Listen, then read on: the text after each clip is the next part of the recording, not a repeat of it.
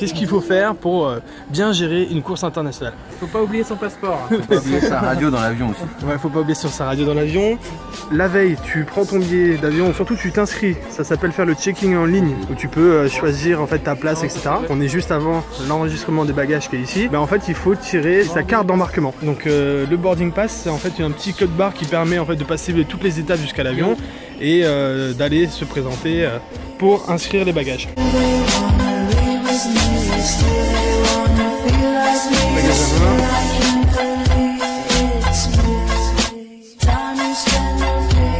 19 kilos pour 20. T'avais acheté 20 kilos, c'est ça? Ouais.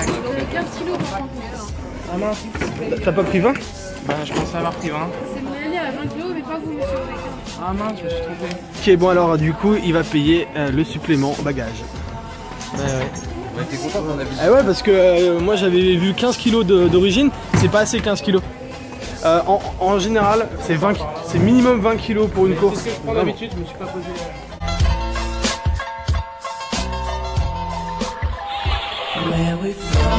Là-bas, on a le portique de sécurité. C'est là où ils font toujours des grandes grimaces quand ils découvrent notre radiocommande et les batteries. Alors ce que je fais, c'est que je prends les batteries qui sont là, je les isole. Ils vont sûrement me demander ce que c'est ça. À mon avis, ils vont me faire ouvrir. Mais en tout cas, les batteries de drone, il faut les isoler. Dans la vidéo que vous voyez en haut à droite de l'écran, là, c'est les conseils que je donne pour passer de façon assez soft le passage de sécurité. C'est le moment stressant. C'est le moment où on a tous peur de se faire exclure les batteries. Faut pas les laisser dans la pochette parce qu'en fait, il va voir un truc bizarre dedans, et il va voir la pochette sortir et il sait pas ce qu'il y a dedans. Il se doute des batteries mais il sait pas. Alors que si tu déballes et tu l'étales dans le bac, quand ça sort du scanner, il comprend de suite que c'est des batteries.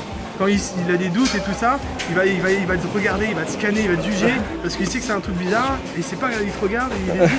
Alors que quand il voit les batteries, bon, Puis en plus, il voit un mec en tongs et en short. Voilà, ça rassure, ça rassure.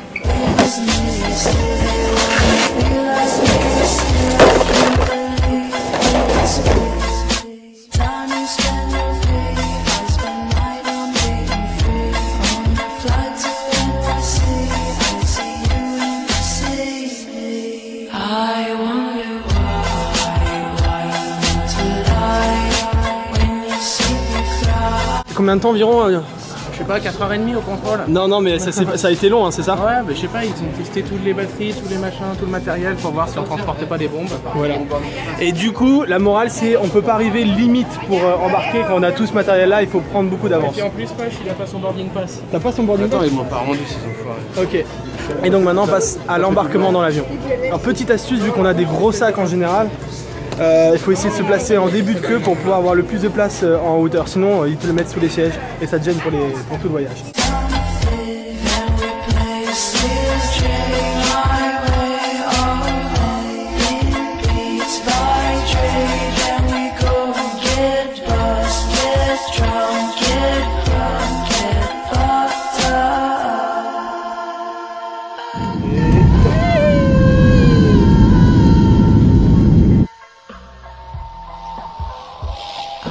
Pour terminer la session des conseils qu'on peut prendre pour quand on fait une course en avion, etc., en international, c'est de tout prendre en cabine avec soi.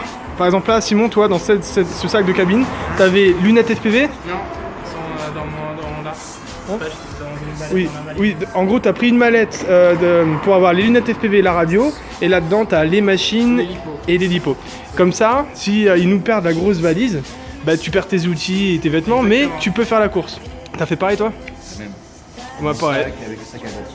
Et moi pareil, je vous conseille de tout garder en cabine, de quoi faire la compétition, parce que si vous plantez, ils vous plantent la valise, c'est out.